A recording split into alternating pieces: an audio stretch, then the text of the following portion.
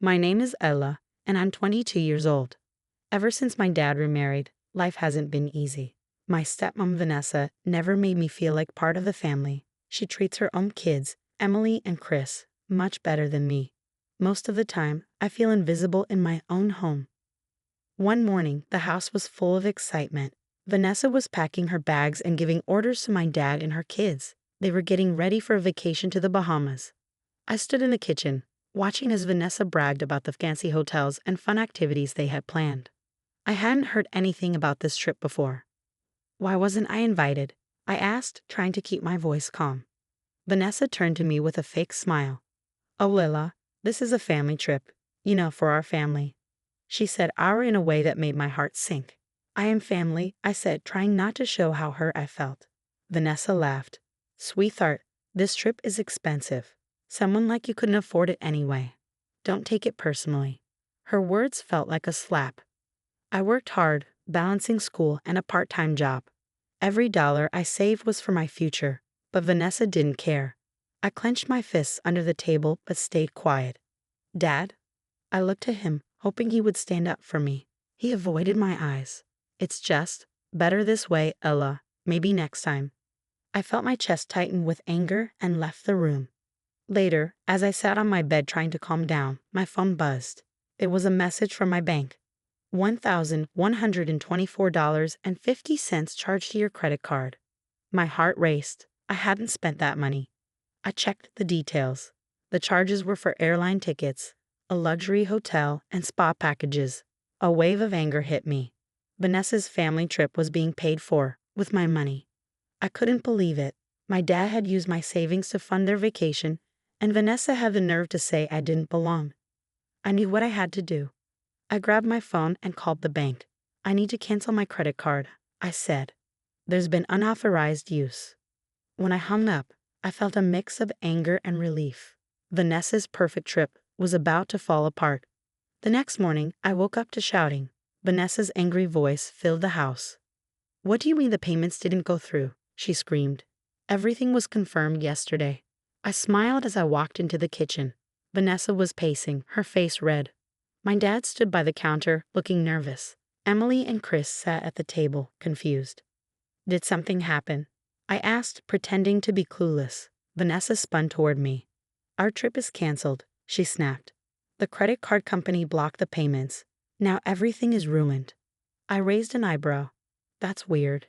Did you use the right card? My dad shifted uncomfortably. We need to talk. Oh, do we? I crossed my arms. What about? Vanessa stepped closer, glaring at me. Don't play dumb. Mark used your credit card for the trip. Why did you cancel it? I stayed calm, even though my heart was pounding. Wait, you used my credit card without asking. Isn't that fraud? My dad raised his hands. It's not what it looks like. We were going to pay you back after the trip. We just didn't want you to feel left out. I laughed. Really? So telling me I was too poor for the trip was your way of including me? Vanessa rolled her eyes. Don't be dramatic. It's not like you were going to use that money soon. You should be happy to help with a family vacation. Happy? I shot back. That money is mine.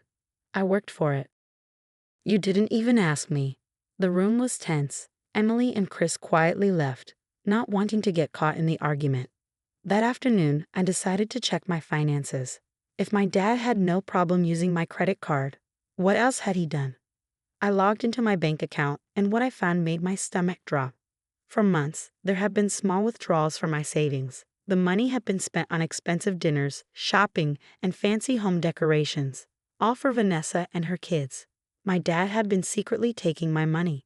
I printed the bank statements and went straight to the living room, where Vanessa and my dad sat sulking. I threw the papers on the table. Care to explain this? My dad's face turned pale. Vanessa grabbed the papers, her eyes narrowing as she read them. So what? She said coldly. You're part of this family. It's your duty to help out. My duty? I snapped. You stole from me and you think I owe you something. My dad tried to calm me down. Ella, don't make a big deal out of this. We're struggling and I didn't think you'd mind. You didn't think I'd mind, I shouted. You could have asked. Instead, you just took my money. Do you even care about me, or am I just your personal ATM? I refused to let this go. It wasn't just about money, it was about respect. The next day, I went to the bank and froze all my accounts. I opened a new one in my name so my dad couldn't take another cent. But I didn't stop there. I filed a formal complaint with the bank, reporting every unauthorized transaction. If my dad wanted to take from me, he'd have to deal with the consequences. That night, Vanessa stormed into my room. "You're selfish," she yelled. "We just wanted a nice trip to bring the family closer, and you ruined it. You embarrassed us." I stood my ground. "Embarrassed you? You embarrassed yourselves by stealing from me. If you want fancy vacations, earn them instead of taking what isn't yours." Vanessa glared at me, but I didn't back down. For the first time, I felt powerful. I was finally taking control of my life. A few weeks later, I got a call from the bank. My complaint had started an investigation. It turned out my dad had also taken out a loan in my name to cover other expenses. I confronted him with proof. This time, he had no excuse. "You're my daughter," he said weakly. "I thought you'd understand." "I do understand," I said coldly. "I understand that you only care about yourselves. But this ends now." I reported the fraudulent loan, and my dad was forced to pay it back. The financial pressure became too much for Vanessa. She left him, taking Emily and Chris with her. As for me, I moved out and started fresh. No one would ever take advantage of me again. I saw Vanessa today. She tried to ask for money. I smiled and told her, "Sorry, I don't lend money to people who can't afford to pay it back." Moving out was hard, but also freeing. I found a small apartment across town, away from Vanessa's control and my dad's excuses. It wasn't much, but it was mine, and that was enough. I focused on rebuilding my finances. I took extra shifts and saved aggressively, determined never to let anyone misuse my money again. I even took an online course on personal finance to protect myself from situations like the one my dad put me in. A few months later, I heard through mutual friends that Vanessa was struggling. She and her kids had moved into a small house after leaving my dad. Her lavish lifestyle had crumbled, and her friends had abandoned her when the money ran out.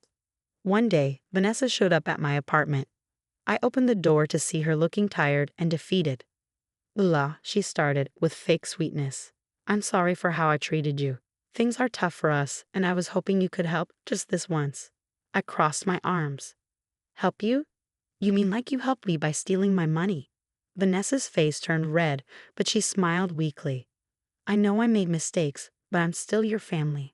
"Family doesn't treat each other the way you treated me," I said. "I worked hard for what I have, and I'm not going to throw it away on someone who only cared when it was convenient." Vanessa tried to argue, but I shook my head. "Goodbye, Vanessa," I said, closing the door. "And good luck. You'll need it." A few weeks later, my dad reached out. He wanted to meet and apologize. I agreed, needing closure. When we met at a coffee shop, he looked older and tired.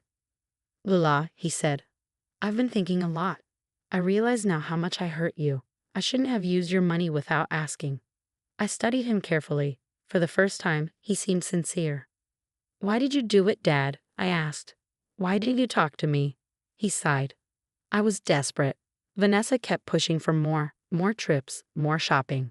I thought if I gave her what she wanted, it would keep the peace. But I hurt the one person who cared about me. I felt a bit sorry for him, but reminded myself of the hurt he caused. "You need to understand, Dad," I said. "I'm not here to clean up your mess anymore. If you want my forgiveness, you'll have to earn it." He nodded, tears in his eyes. "I'll do whatever it takes." The experience taught me to set boundaries and value myself. I kept building my life, focusing on my goals and surrounding myself with people who respected me. Over time, I mended my relationship with my dad. He started therapy, found a steady job, and worked to pay back the money he took. It wasn't easy to trust him again, but I saw he was trying. Vanessa disappeared from our lives. I heard she moved out of state, chasing another doomed relationship. Good riddance, I thought. As for me, I thrived. I got a promotion at work, paid off my student loans, and saved for a solo vacation, something Vanessa once told me I could never afford. Standing on the beach, feeling the ocean breeze, I realized how far I had come. I was grateful for everything I went through. It wasn't easy, but it taught me to stand up for myself and demand respect. Vanessa and my dad thought they could use me, but I proved them wrong. Now, whenever I check my bank balance, I smile, not because of the money, but because it reminds me that I took control of my life. And that's a luxury no one can take away from me. Thanks for watching. If you like this video, please like, comment, and subscribe for more great stories. Don't forget to tap the notification bell so you never miss an update. Share your thoughts in the comments. We love hearing from you. See you next time, and take care.